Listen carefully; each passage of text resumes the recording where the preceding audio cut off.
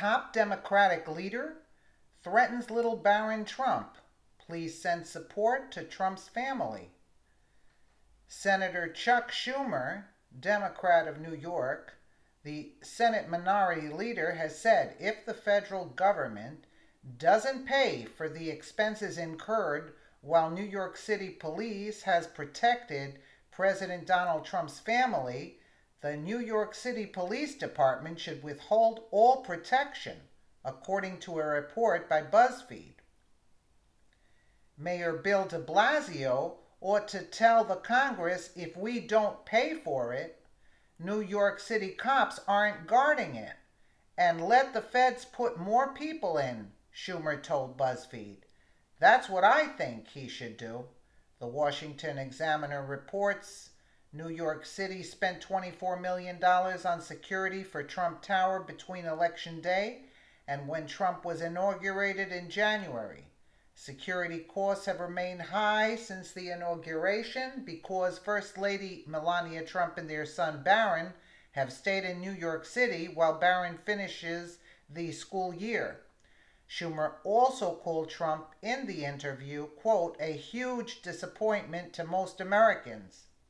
That has shown, quote, sheer incompetence, and he alleged Trump doesn't have any interest in implementing bipartisan reform. When I talk to him, I try to talk to him about serious issues, and he just changes the subject, Schumer said. I told him we want to work with him. Where we can work with him, we want to work with him on a big infrastructure bill. America needs to rebuild its infrastructure. Haven't gotten anywhere with him. I told him on North Korea, the way to deal with North Korea is to get China to be much tougher, and to get China to be tougher is for us to be tougher with China on trade. Nothing. He listens to what I have to say on the important subject of the day, and then he talks about what he wants to talk about. Schumer has been one of Trump's biggest opponents in Washington, D.C. recently, telling MSNBC Trump's first 100 days in office have been 100 days of broken promises to the working people.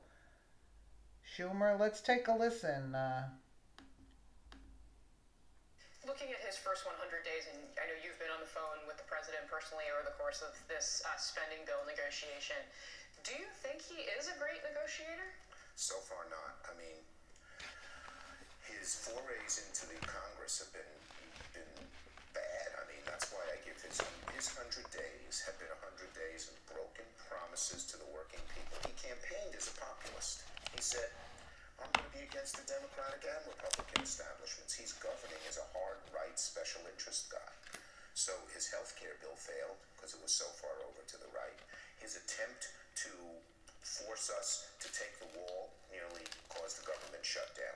His tax bill, they can't even say that it'll help the middle class at all, and it helps the very wealthy. You cannot govern from the hard right, and that's what he's doing. Is that the only reason, though, that you think he's a bad negotiator? I mean, what's he like behind the scenes when you talk to him? He's friendly, but he's not. Every time he's called me, it has not been on the major subject. When I switch the subject to China, he listens and then moves on to something else. I've told him about infrastructure. We have a $1 trillion infrastructure bill. We haven't heard a real peep out of the White House. I don't know if it's lack of interest, but the things he gets involved in thus far, he has just bollocksed up. And, you know, there's an air of unreality here when he compares his 100 days to Franklin D. Roosevelt's, which changed America for a generation. They passed 76 laws through the Congress in 100 days. It's unreal.